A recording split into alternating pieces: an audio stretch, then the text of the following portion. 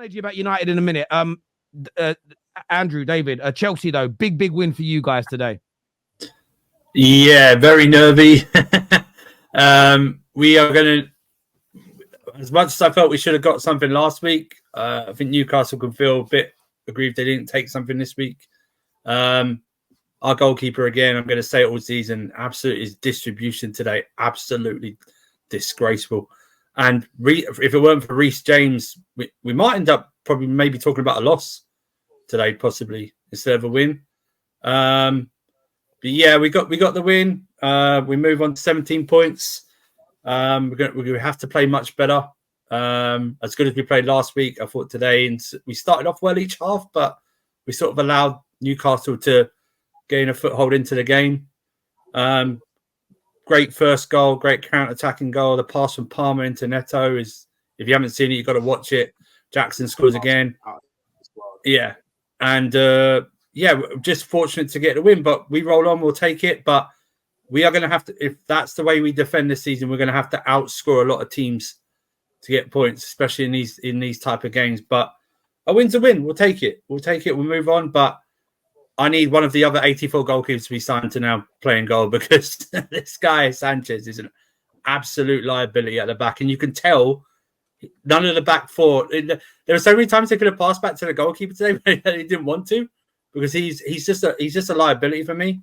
But we roll on and we get the 3 points. But yeah, we need to play better. Yeah, do you agree with that? Do you agree with that point of view, David? Yeah, no, I agree. 9 of our players were very good today. It's just the other 2 were a bit. Levi Colwill, again, he got very lucky that he was very aware of where he was and committed a foul that wasn't in the box. But apart from that, his distribution is good enough, but he needs to be more alert as a defender. And then Robert Sanchez. I mean, that guy, the whole back four is scared. Even like simple balls where the ball's in the air and it's dropping and you know your keeper's meant to claim it, these guys just hoofing it out because they're like, as long as we get it away from the box, even though our keeper should claim it, I'd rather the ball be over there than in my own goalkeeper's hands. So apart from him, we're trending in the right direction. The performances are there. You can see the systems that we're trying to play. Again, very similar to what we did with Panathinaikos, even though it's completely brand new 11. Very same ideals being played through the whole squad from person 24 to person number 1. So I'm very happy we got the win, and we roll on to the next game, which is Manchester United, isn't it? Oh, this game's United. Oh my God! Hey, and if we lose to United, your next game is in the Carabao Cup. Thank you very much. That's officially your next game. James also completed another 90 minutes. He played very well defensively today. Reece James again in the first half. He essentially cleared off twice. He needs to tell Colwill that he's let the guy go. But apart from that one small lapse, and he played him at left back for about 70 odd minutes as well. Yeah. He wasn't even playing right back. Played 90 minutes and performed excellently for most of the game. So fair play. And he won't play midweek either. So he won't play midweek. He'll be fresh for United. Not play midweek. Get the backup one. Get Mudryk back playing left wing. Vega left back. It'll be Vega left back. Yeah, come on.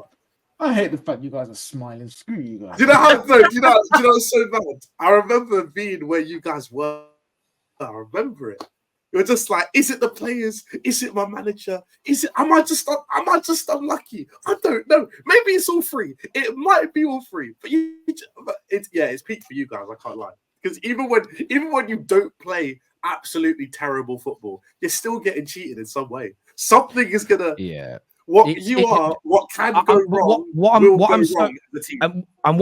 I'm so annoyed about though when it comes to the Man United game is. It's so hard in 2024 to have objective conversations. You want to speak about the referee. Yeah, but what about your misses? Well, yeah, we're going to talk about the misses as well, though. You can have these conversations about everything, but it does feel like now, as a United fan, and that's why my head was so hot at the beginning. You know, what's the expression? It doesn't rain, it pours. It's what, it's like what can go wrong will go wrong. Open goals being missed, big chances being missed. And even it's just like we would have missed some of it. By the way, we wouldn't have got their penalty today. We would never have got. I am going to say this, and I listen. I said PGMOL. You want to sue me? Sue me. My personal opinion, based on the inconsistencies of your decisions and your explanations, because I don't think you're challenged well enough by the mainstream media. I believe right now, just a personal feeling and opinion. Okay, and if you can prove me wrong, I'll change my mind and state it on camera. I've said all that, so I don't get sued. I think the PG, MOL, and VAR create some decisions purely for the headlines and the drama that it creates. I'm at that point now. I don't understand how Saliba was sent off last week, but Mickey van der Ven wasn't sent off today versus Crystal Palace. Zero idea how those two things are looked at as different. Makes Terry, zero you know, in our game, Terry, in our game, he booked everyone for delaying the start game. He booked everyone on the pitch. Yeah, our referee did. But you know why that was? And do you know why they didn't do it in our game? Because our game's not a UK televised game.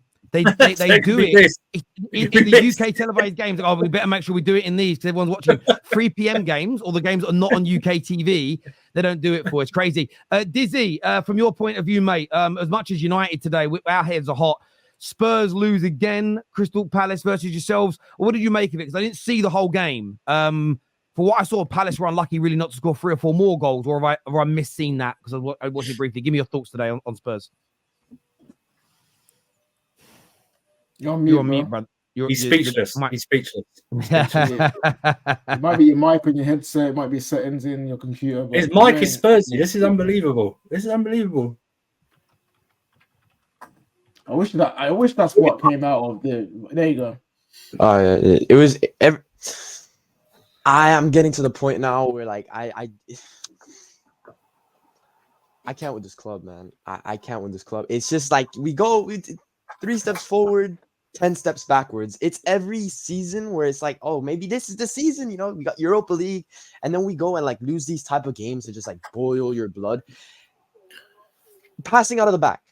I don't think we connected like 3 passes today, passing out of the back. The Palace pressure just had us like, Romero, he's usually good playing out of the back, can't connect 2 passes together. I don't understand what it is, but like certain games, these players get so scared of just doing the simple thing. I don't know if it's the atmosphere from Palace, because obviously when you go to Selhurst Park, the fans are always going to get on your back. Palace are playing with high pressure as well, but I don't think we connected more than 5 passes in the whole game. It was so bad that I don't know what it was.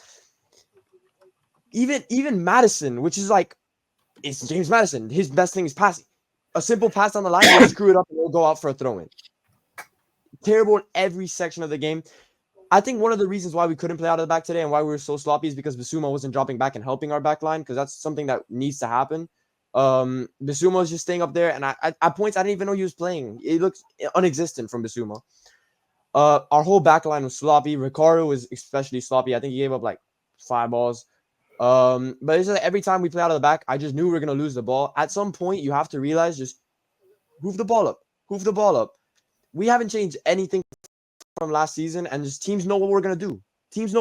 So they know what to expect. Crystal Palace were smart about it. They put a high line. Once we broke that high line of press, they would just foul us and stop our momentum. As you said, Terry, I actually agree. It was supposed to be a red card for Van de Ven. I don't know how he didn't get a red card for that. But listen, sometimes we get them, sometimes we don't. I think we were lucky just to lose 1-0 today. I think we could have easily lost 3-0. Yes, we had the chances that Madison shot and the keeper saved. There was one that hit off the post. But Brendan Johnson, he could have easily scored those, but I think Eze had one that he should have scored. Palace had a couple. They could have had a penalty. I don't think it was a pen, but they could have. Any referee, you know, it's 50-50. Any referee, if you give it, I couldn't be so surprised, because it could look like a pen, to be honest. But it's just not good enough. A lot of changes need to be happening. For the people that are saying that Moore is not ready, I think he was one of our best players on the pitch today. I honestly think Mikey Moore was one of the best players on the pitch today. I understand why taking him off, but to be honest, I don't know why Alderweireld isn't on the bench instead of Werner. Why is Werner on the bench when Alderweireld is just coming out from injury? He's way better than him. I just don't understand some of the decisions Ange makes. I'm still behind Ange. I'm not Ange out, but like sometimes the substitutions he makes just doesn't make any sense to me. Kulusevski's like, I would have subbed off Kulusevski. He was already on a yellow card, and he was getting into a lot of challenges. I thought at one point he was probably going to get a red because he was on a yellow card, and I think after he got the yellow card, he made way too many challenges that shouldn't have been made in stupid positions that weren't going to cause us any problems. I at one point I would have taken off Kulusevski. I don't know how he finished the whole game. But yeah, I don't think there was one player that I can say, oh wow, he did really well today. It was just it did from what I saw, and as I say, it was the least of the 3 games that were on that I was able to watch, and obviously my head was very hot with my game. But I thought Vicario is probably the only player you could turn around and go, well done today, because without him, I think you guys might have lost by 3 or 4, maybe even 5 goals. 2 or 3 of his saves were ridiculously good. Not even though, because like playing out of the back, Vicario was like crap. No, I understand. Okay, yeah, from that point of view, but as I weren't watching the game like you. That's why I said it was fleeting when I saw it. I was kind of hearing the commentator go, and Palace are in again, so I would watch, and then I'd see your goalie making saves. So that's a fair point.